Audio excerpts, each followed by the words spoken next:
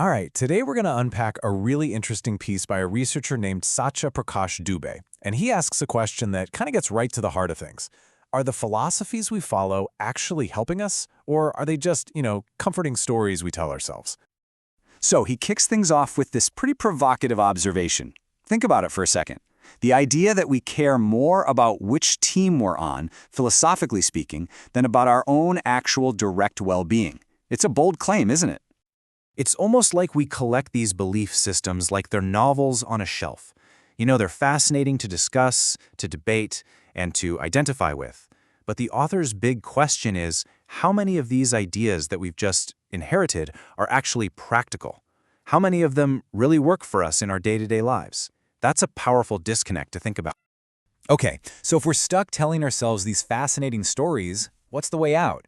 Well, according to the source material, the whole journey starts with one single, crucial, and often pretty difficult first step. And what's so interesting here is that the solution isn't some new, complicated philosophy you have to learn. Nope, it's a practice. It's about radical, unflinching honesty with ourselves.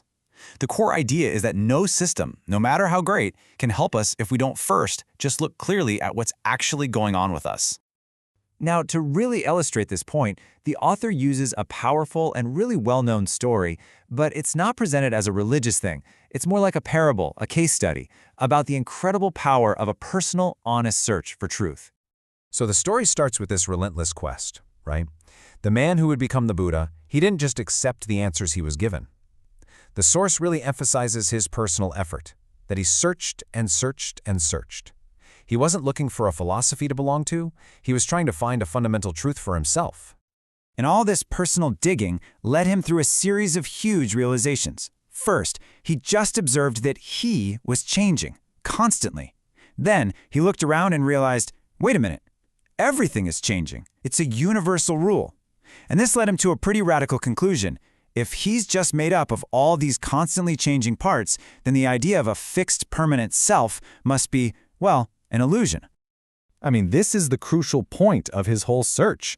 This potentially unsettling idea that the solid self he thought he was, it just wasn't real in the way he imagined. The author puts it like this. He found that nothing is true in him in any kind of permanent, unchanging sense. And here's the payoff. You'd think that realization would be a total downer, right? But it was the exact opposite. This discovery, because it came from his own investigation, was the very thing that set him free. It wasn't a belief he inherited, it was a truth he found, and that's what made it so powerful.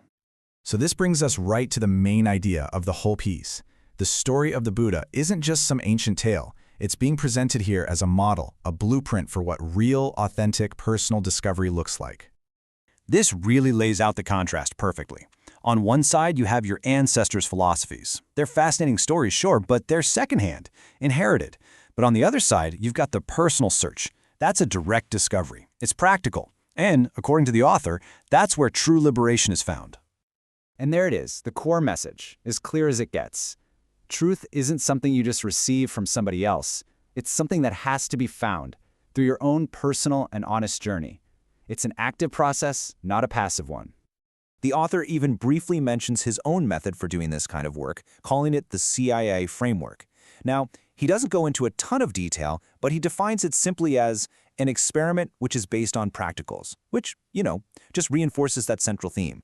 Truth has to be experienced, not just believed in.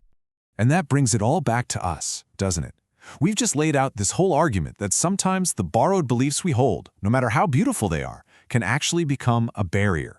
So the final thought I want to leave you with is this.